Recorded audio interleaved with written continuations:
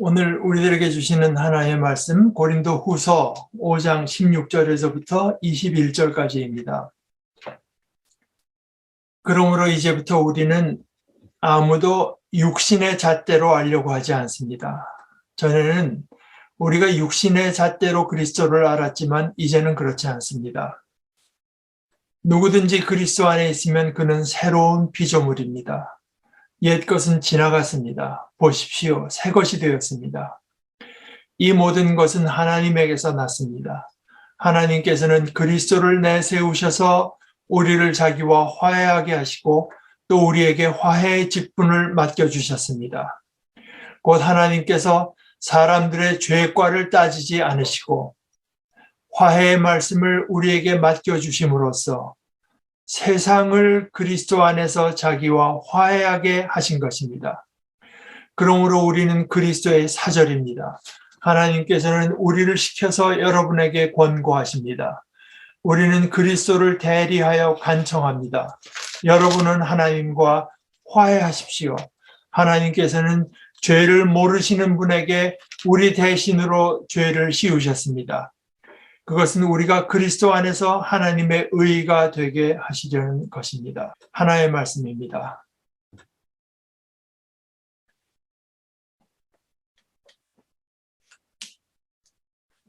에베소서 2장 10절에서 사도 바울은 이렇게 말합니다. 우리는 하나님의 작품입니다. 하나님의 작품. 작품이라고 하는 것이 우리 상식으로 생각하기에도 좋은 작품이라고 하는 것은 단조롭지 않고 풍성하고 또 다양한 면이 있으면 좋겠죠. 그래서 예를 들어서 음악에도 그 변주라는 거 있지 않습니까? 비싼 곡을 이렇게 이러저런 식으로 자꾸 이렇게 바꿔나가면서 뭔가 다양하고 풍성하게 만들려고 하는 거겠죠. 그런데 그것이 다양하고 풍성하려면은 거기에 일관성이 있어야 되죠. 아무거나 갖다 붙인다고 좋은 작품이 되는 건 아니지 않겠습니까? 일관성. 그래서 꼭 각 부분 하나에 어떤 식으로 그 전체가 들어있을 때, 또 그리고 이 부분과 저 부분이 그림에서도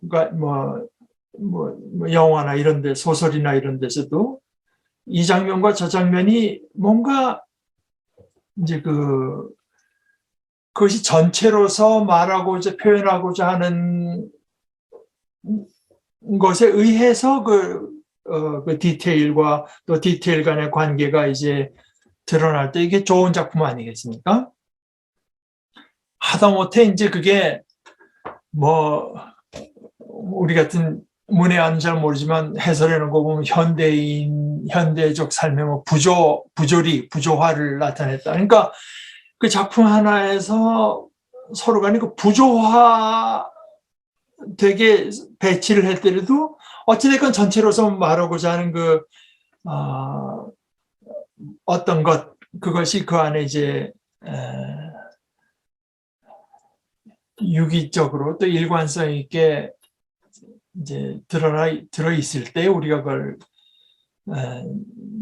좋은 작품이라고 할 수 있을 것인데, 그런데 그게 일관성이 없으면 어떻게 되나요?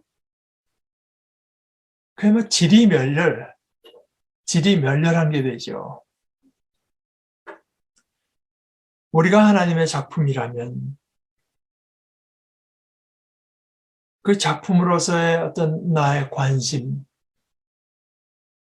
그때 관심이 다를 수는 있지만 그러나 그것이 일관하는 어떤 것, 또 나의 선택, 여러 경우에 여러 가지 선택을 마주하게 되지만 그러나 그때 내가 무엇을 선택하는 그 기준과 그 패턴, 그런 나의 삶을 일관하는 것이 무엇인가. 여러 해 전에 이제 프란치스코 교황이 와서 그 순교자 들에 대해서 생각하면서 던진 질문처럼 그들은 믿음을 위해서 자기들의 생명을 바쳤는데 나는 무엇을 위해서 내 삶을 바치는가? 그리고 그 다음에 그이가 질문한 것이 그런 게 있기는 한가? 하나님의 작품으로서의 나 또는 우리, 나의 관심, 나의 선택, 나의 삶을 일관하는 것이 무엇? 이건 본인도 생각해 봐야 되겠죠. 일관해 온 것이 뭘까? 그런데 또 다음 질문이 과연 내게 그런 것이 있기는 한가? 하나의 작품이라면은 나는 하나의 작품으로서는 지리멸렬한 작품은 아닌가? 일본의 소위 우리에게 무교회주의자로 알려진 우찌무라 간조라고 하는 분이 언젠가 이제 그 생계 수단으로서의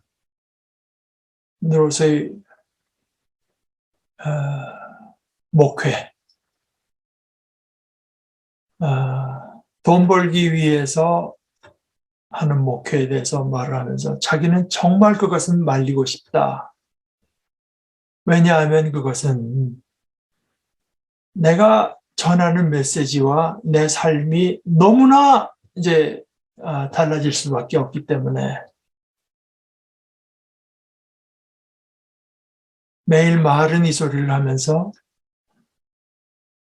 네 삶의 가장 큰 부분은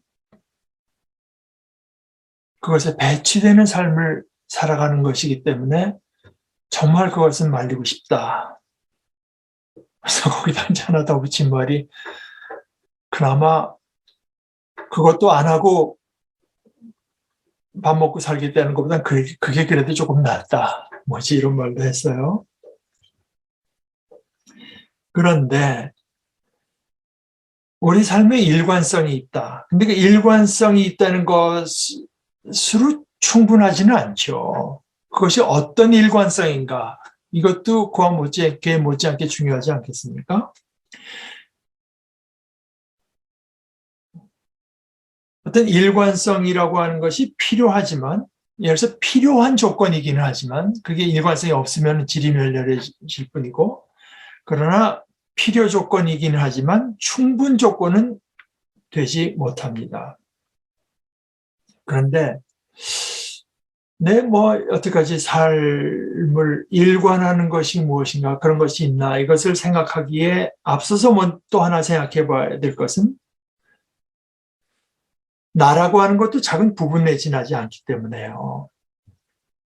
내 삶이 무엇과 일관성을 지니는가, 이것도 생각해 봐야 됩니다. 인간이라고 하는 게 저만 따져봐도 이게 참 작디 작은 존재 아닙니까? 우주 가운데 은하계도 작디 작은 존재라는데 137억 년, 138억 년 됐던 우주의 역사 가운데 우리 인생이라고 하는 게 그야말로 눈 깜빡할 사이 존재하다 마는 것 같은 작디 작은 존재지만은 그러나 이 작디 작은 존재가 그 137억 년 되는 시간으로도 만족하지 못하고 우리는 영혼을 사모하고 또 전체를 지향합니다. 전체. 우주만 갖고도 안 돼요. 전체를 지향합니다. 우리는 작은 존재지만 이 전체와 어떤 일관성을 얻지 못하고는 결코 만족하지 못합니다. 이것을 예수님은 이렇게 말씀하셨죠. 마태복음 16장 26절에 사람이 만일 온 천하를 얻고도 제 목숨을 잃으면 무엇이 유익하리요? 이때 이 제 목숨이라고 하는 것이 꼭 호흡하고 하는 육체적 생명만을 말한 것이 아닙니다. 사람이 온 천하, 온 우주를 얻고도 제 존재를 잃어버리게 되면 뭐가 좋겠느냐?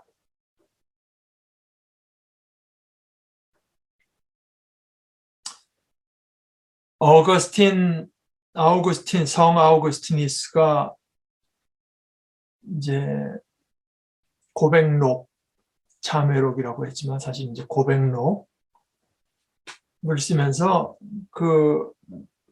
쓸 때 그 맨 앞부분이 이렇게 됩니다. 조금 길지만 한번 읽어보겠습니다.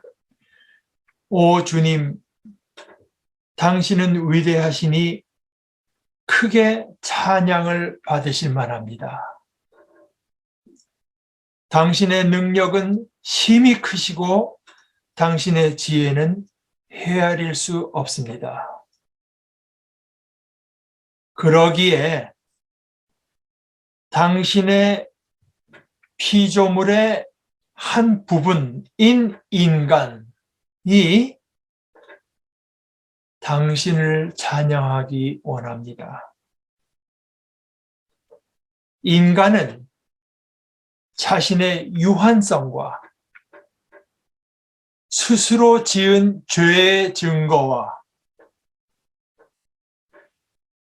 당신은 교만한 자를 물리치신다는 그 증거를 몸에 지닌 채 살고 있습니다. 그렇지만 당신의 피조물의 한 부분인 이 인간은 당신을 찬양하기를 원합니다. 당신은 우리 인간의 마음을 움직여 당신을 찬양하고 즐기게 하십니다.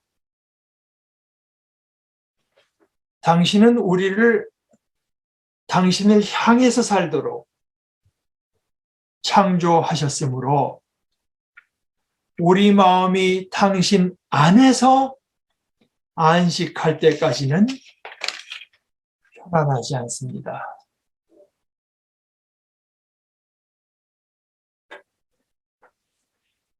오늘 읽은 말씀 가운데 21절의 말씀을 이제 우리가 읽은 새 번역으로는 하나님께서는 죄를 모르시는 분에게 우리 대신으로 죄를 씌우셨습니다. 이렇게 번역했는데요. 이것은 이제 다분히 의역이고, 저 문자 있는 그대로 직역 그대로 번역해 보자면 죄를 모르시는 분을 하나님께서 우리를 위해 죄로 만드셨습니다. 이렇게 되어 있습니다. 죄로 만드셨어요. 죄를 모르시는 분 그리스도께서 죄가 되셨습니다. 우리는 이렇게 해서까지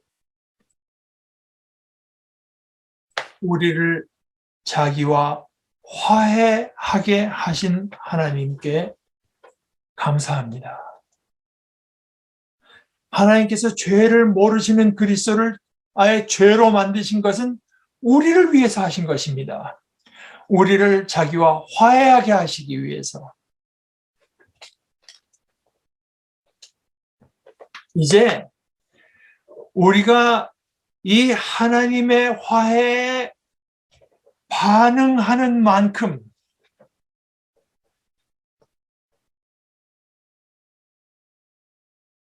(20절) 끝에 여러분은 하나님과 화해하십시오 했는데 이것은 이제 문법적으로는 수동태로 되어 있습니다. 말하자면 화해되십시오 이런 뜻입니다. 우리가 이 하나님과 화해되는 그만큼 우리는 참 평화를 누리게 됩니다. 이것이 하나님의 뜻입니다. 이것이 하나님께서 원하신 것입니다.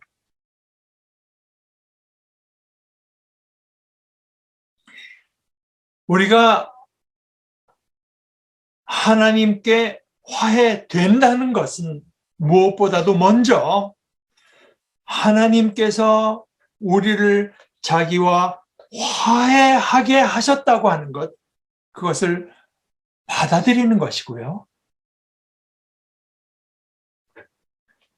그것을 받아들인다는 것은 이 하나님의 우리를 향한 화해 의지 또는 화해 이루심, 화해 사실,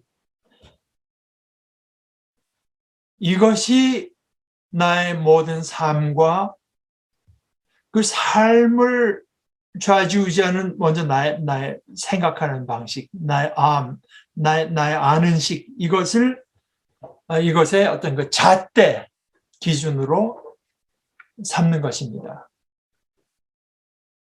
그래서 우리는 유한하며 어거스틴의 말대로 내가 지은 죄의 증거를 내 몸에 지니고 살고 있고 하나님께 절대적으로 순종한 대신 내가 독립적으로 살아보겠다고 하는 내 주장대로 살고 싶어 한다고 하는 것을 그런 그 하나님에게 대적하는 것을 하나님께서 미워하신다고 하는 것, 교만한 자를 여기서 교만이라고 하는 것이 이제 기독교에서 인간의 가장 근원적인 죄로 생각하는 휴브리스라고 하는 건데 교만인데요. 내 힘으로 살겠다고 말하자면은 둘째 아들과 같은 태도입니다. 그것을 물리치신다고 하는 그 증거를 우리 몸에 지니고 사는 것이 우리인데, 그러니 우리에게는 소망이 없잖아요. 소망을 품을 수가 없지 않습니까? 그러나 소망 없는 중에도 우리가 소망을 품는 이유, 그 소망이 있기 때문에 우리에게 닥쳐오는 여러 가지 괴로움과 어려움과 고통이 있지만 그것을 견디는 이유는 우리가 이 하나님과 화해되기 때문입니다. 이 하나님을 바로 나의 하나님으로 여겨서 신뢰하기 때문입니다. 예수님을 2000년 전에 팔레스틴 땅 한 구석에서 어떻게 하다가 역사에 우연히 겹쳐서 억울하게 십자가에 돌아가신 분이 아니라 우리의 죄를 위해서 십자가에 죽고 부활하신 분으로 아는 것, 그런 식으로 아는 것, 역시 이 하나님의 화해에 우리가 순종으로 응답하기 때문입니다. 우리가 이렇게 믿음의 동지, 믿음의 형제 자매, 또 믿음의 지도자를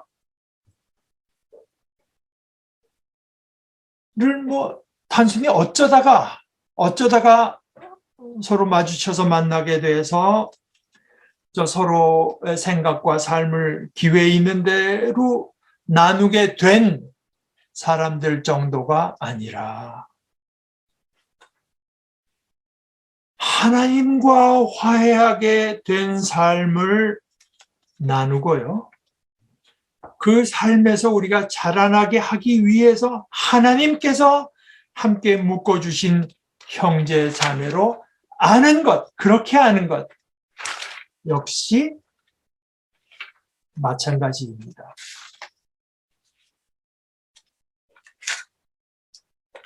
6장 13절에서 사도 바울이 고린도 교인들에게 나는 자녀들을 다 이르듯이 말합니다. 보답하는 셈으로 여러분도 마음을 넓히십시오. 뭔가 지금 완전히 결렬된 것은 아니지만 아직도 고린도 교인과 바울 사도 사이에 뭔가 해결되지 않은 부분이 있습니다. 그것이 여러분이 마음을 넓히지 않기 때문인 것도 있지만, 그러나 그것보다 더 근본적으로 고린도 교인들이 사람을 판단하고 사람을 아는 그 식에서 드러나는 것이 하나님과 화해하지 않은 부분이 있다.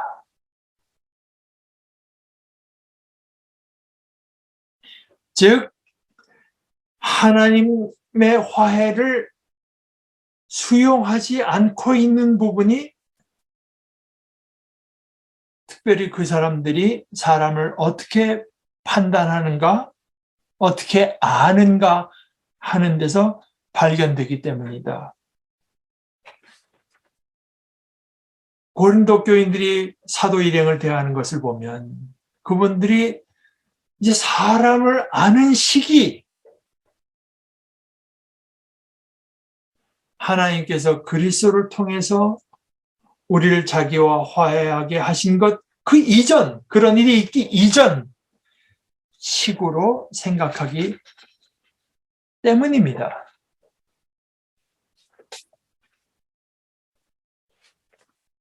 어거스틴의 말대로 우리는 하나님도 아니고요. 전체이신 하나님. 하나님께서 만드신 피조물, 그 가운데 극히 작은 일부분입니다. 그런데 이 일부분이요. 그 일부분이 합당하게 전체 안에 조화를 이루면서 있고, 또 그 전체가 어떤 식으로건 그 부분 안에 있기 전까지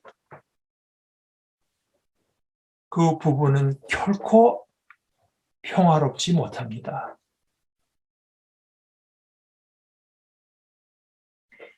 하나님과 화해하십시오. 왜 이 말을 하겠습니까?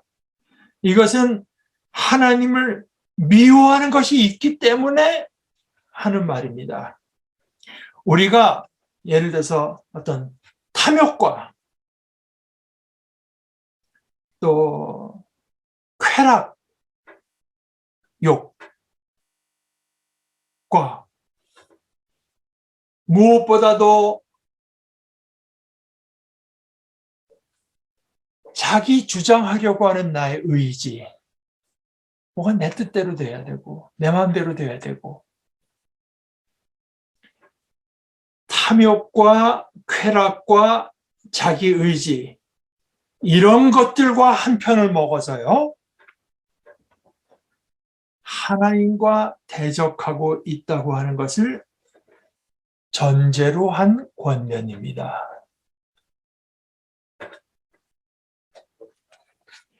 하나님과 화해한다고 하는 것은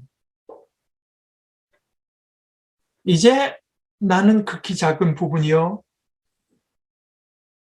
하나님이 전체라고 하는 것을 내 삶의 모든 부분에서 현실화하는 것입니다. 이제 내가 하나님과 한 편이 돼서요, 이제는 하나님과 한 편에 대해서 탐욕과 쾌락과 자기 주장하려고 하는 나나 우리의 의지와 맞서서 싸우는 것입니다. 먼저는 아는 일에서 시작하고, 그러나 결국은 모든 일에서 이것이 현실화 될 때 우리는 비로소 온전한 평화를 누리게 됩니다. 우리 모두는 우리가 인식하고 있건 인식하지 못하고 있건 간에 무엇인가와 싸우고 있습니다.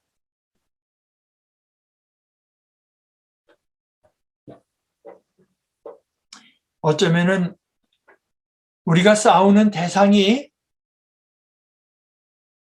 그런 것들을 분명히 인식하는 것 자체일 수도 있습니다. 어떻게 하든지 인식하지 않기 위해서. 그저 모호한 채로 내버려 두기 위해서 우리가 안간힘을 쓰고 있을지도 모릅니다.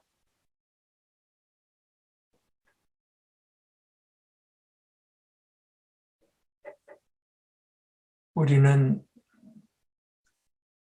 무엇과 싸우고 있습니까?